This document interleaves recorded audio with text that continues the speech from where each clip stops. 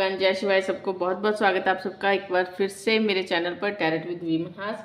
तो आज की रीडिंग का टॉपिक है, हम देखेंगे कि कैंसर साइन, कैंसर मीन्स कर्क साइन वालों के लिए 2025 कैसा रहने वाला है।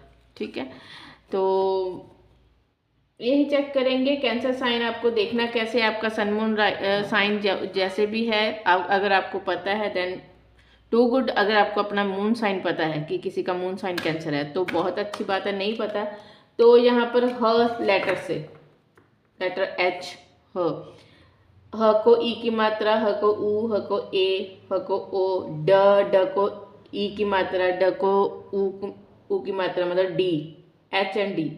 ठीक है, इनसे जो भी लेटर्स जिनके भी नेम इनिशियल का फर्स्ट लेटर स्टार्ट होता है तो डेफिनेटली उनका साइन है ये कैंसर साइन। अगर इसके अलावा आप डेट ऑफ बर्थ के हिसाब से देखना चाहते हो तो वहाँ पर फिर 22 मई से लेकर 21 जुलाई तक जिनका डेट ऑफ बर्थ है उनका साइन बनता है कैंसर साइन। और अगर आपको अपना मून साइन पता है देन डेफिनेटली वो तो सबसे बेटर। ठीक है, अपने लिए देख सकते हो, अपनी फैमिली मेम्बर्स के लिए, अपने लव वंस के लिए, जिसका भी आपको साइन पता हो या इस तरह से आप देख सकते हो, उसके लिए ये चेक कर सकते हो कि कैंसर साइन वालों के, कर्क राशि वालों के लिए 2025 कैसा रहने वाला है।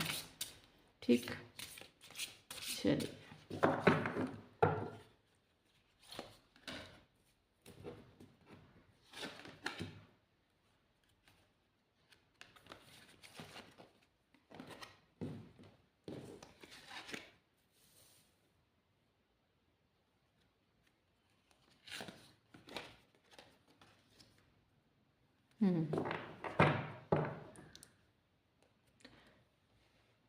फर्स्ट 3 मंथ बहुत फायरी एनर्जी, बहुत अबंडेंस से भरी हुई, एनर्जेटिक फील करोगे, स्ट्रेंथ आएगी आपके अंदर। एक स्पिरिचुअलिटी में आपको, अगर आप स्पिरिचुअलिटी को प्रैक्टिस करते हो या स्पिरिचुअलिटी के बारे में जानने की कोशिश कर रहे हो या फिर इसी अगर साइंसेस के किसी फील्ड में आपका कोई है इंटरेस्ट है तो वहाँ पर आपको एक लाइट मिलेगी, मतलब एक तरह से कोई अवेकनिंग होती हुई दिखाई देगी।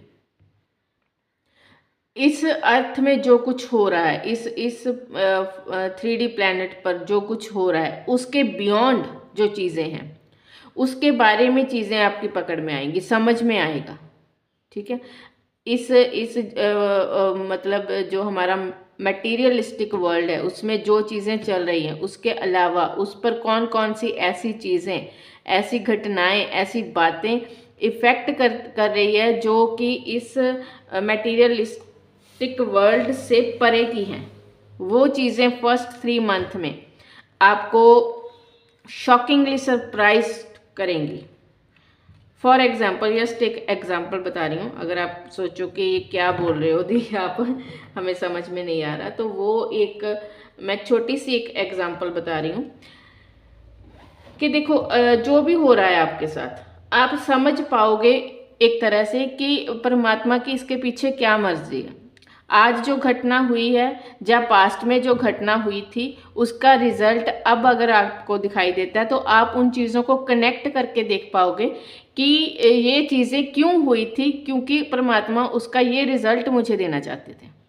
पास्ट में अगर किसी इंसान को परमात्मा ने आपसे दूर किया, फॉर एग्जाम्पल किसी इंसान को, किसी पर्सन को आपसे दूर किया, तो यहाँ पर आपको ये रियलिटी मिलेगी कि शायद उसी में मेरा बेटरमेंट था। मैं उस वक्त परमात्मा को कोस रहा था, दुखी हो रहा था कि ये क्यों हुआ, उसे मुझसे परमात्मा ने मिलवाया ही क्यों वो दूर चला गया, लाइक दैट अगर आपकी सोच थी तो यहाँ पर आपको कन्फर्मेशन मिलेगा कि एटलीस्ट हमारे हमारे इष्ट, हमारे मदर अर्थ, हमारे यूनिवर्स, हमारे परमात्मा, हमारे पिता परमेश्वर ने हमें किस लिए उस वक्त वो दुख दिया, क्योंकि उनको हमें प्रोटेक्ट करना था।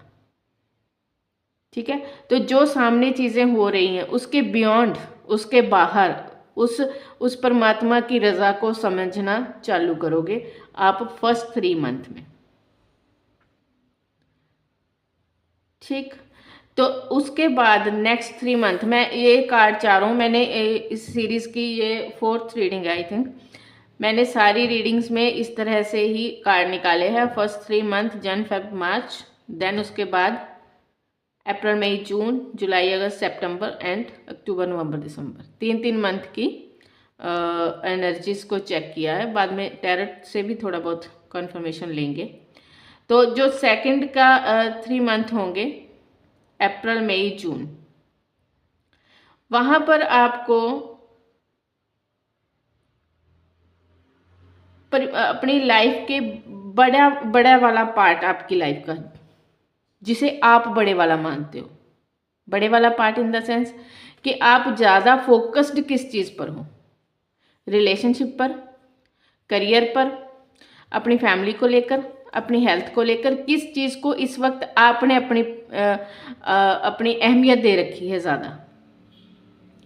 सब लाइफ में हर पार्ट इक्वली बराबर है, इक्वली इम्पॉर्टेंट है। ये हम डिसाइड करते हैं कि कौन से टाइम पर हम किस चीज़ पर ज़्यादा फोकस्ड हैं।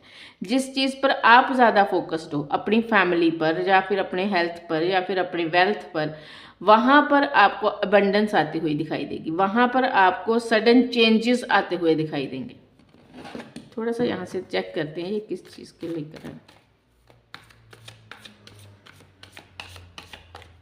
ऑलमोस्ट तो ये चीज़ रिलेशनशिप को लेकर चलती है। 12th हाउस रिलेशनशिप के बारे में अगर हम बात करें भी, तो वहाँ पर मुझे लगता है आपको क्लैरिटी मिलती हुई दिखाई देगी।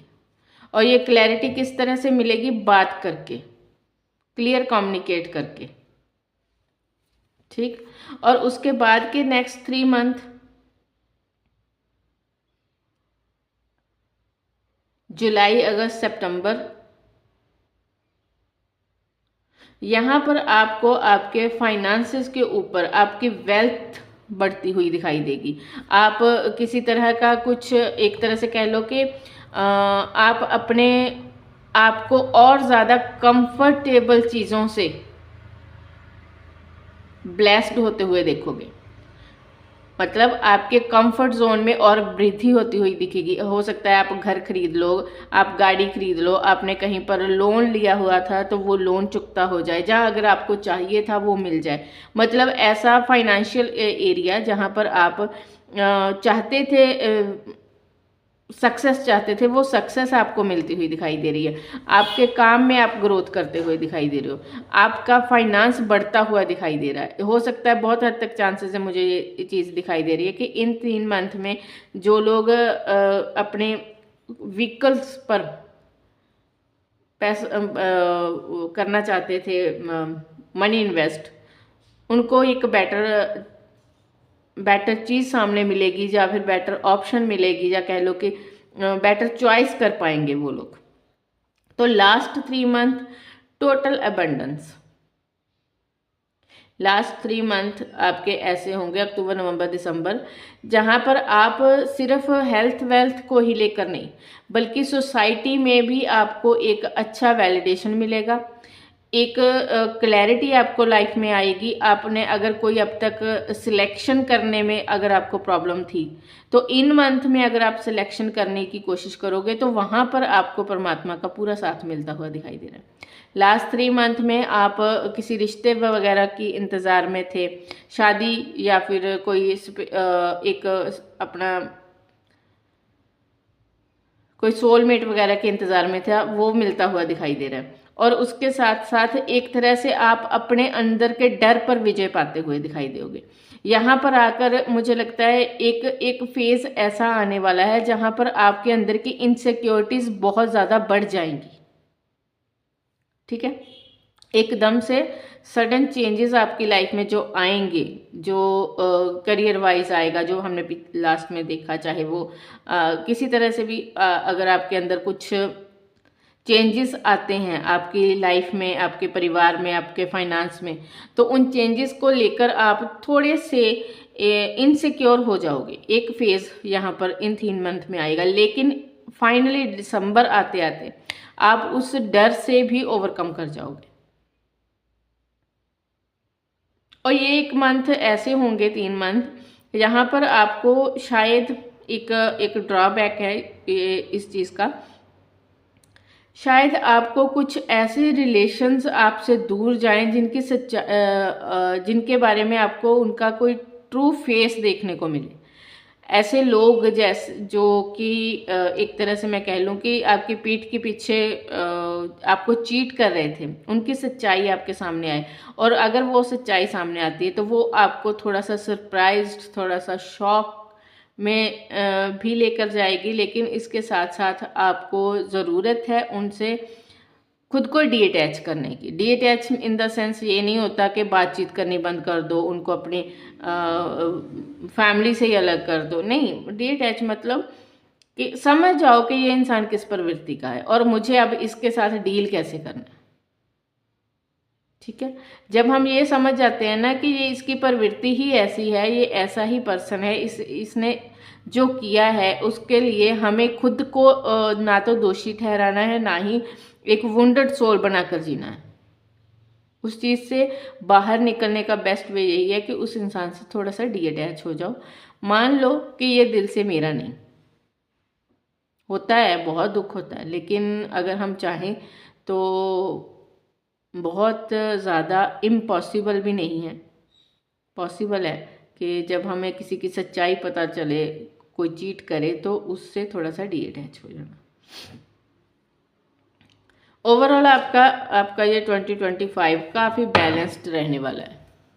ये आपका बॉटम ऑफ द डेक था, मैंने पहले चेक नहीं किया। काफ़ी बैलेंस्ड ये ईयर ऐसा होगा जहाँ पर आप स्पिरिचुअलिटी और मटेरियलिस्टिक वर्ल्ड दोनों में बैलेंस करके चलोगे तो बहुत अच्छा रहेगा। जितना मर्जी कमाओ, जितना मर्जी बाहर एंजॉय करो, जो मर्जी करो, लेकिन मत भूलो कि दिन में 10 मिनट आपको खुद के साथ ज़रूर बिताने। हो पाए तो साधना में जस्ट 10 मिनट। मैं पूरे दिन में मैं 1 घंटे की 2 घंटे की बात नहीं कर रही, सिर्फ 10 मिनट बिस्तर से उठने के बाद फ्रेश होकर जस्ट 10 मिनट अपने ऊपर लगाने हैं। जिसका भी आप नाम जप करते हो, जिस पर भी आप विश्वास करते हो, और अगर आप उन लोगों में से हो जो कहते हैं कि नहीं हम स्पिरिचुअलिटी में बिलीव नहीं करते, वैसे तो ये आया ही इस तरह से कि आप लोग स्पिरिचुअलिटी में अगर बिलीव नहीं भी करते तो इस साल में करना स्टार्ट कर दोगे। लेकिन फिर भी अगर आप कहते हो कि नहीं मैं उनमें से हूँ जो कहते हैं हम ही ब्रह्मा, ठीक है, तो अगर उनमें से भी हो तब भी 10 मिनट अपने लिए निकाल कर प्राणायाम ही करो, लेकिन ये चीज़ करो ज़रूर। अगर आप ये चीज़ करते हो तो उसका रिजल्ट आपको बहुत परफेक्ट देखने को मिलेगा। ईगोइस्टिक नहीं होना लाइफ में। जब अबंडेंस आए, बड़े बड़े चेंजेस आए, तो कई बार होता है वो चीज़ें दिमाग पर चढ़ जाती है, उस चीज़ से बचना है। ठीक है, उस चीज़ का थोड़ा सा ख्याल रखना। बाकी ओवरऑल आपको काफ़ी अच्छा ये सारा साल देखने को मिलेगा। और हाँ, एक मुझे यहाँ पर जो मैसेज मिला वो ये कि थोड़ा सा अपने आप को स्किन डिजीज़ से प्रोटेक्ट करना। किसी तरह की भी कोई स्किन डिजीज़ अगर आपको फील होती है, स्किन में इचिंग या फिर कुछ भी ऐसा, तो उसके लिए एक बेटर डॉक्टर की सलाह ज़रूर लेना। ब्लड लाइन हीलिंग हो सके तो वो करना, और साथ साथ में ब्लड चेकअप, ब्लड टेस्ट वगैरह वो कंटिन्यू। मैं वैसे ये चीज़ तो सबको कहूँगी कि मार्च का ईयर है ये, फॉर श्योर हमारा 2025 मंगल का साल है, तो ये तो मैं सबको कहूँगी कि रूटीन चेकअप ज़रूर रखो, बीपी वगैरह का, शुगर वगैरह का, मतलब इन द सेंस के ब्लड टेस्ट, ठीक है, वो बीच बीच में करवाते रहो। तो thank you so much. Reading पसंद आई तो चैनल को लाइक, शेयर एंड सब्सक्राइब, और अच्छी लगी रीडिंग तो मुझे बताना ज़रूर।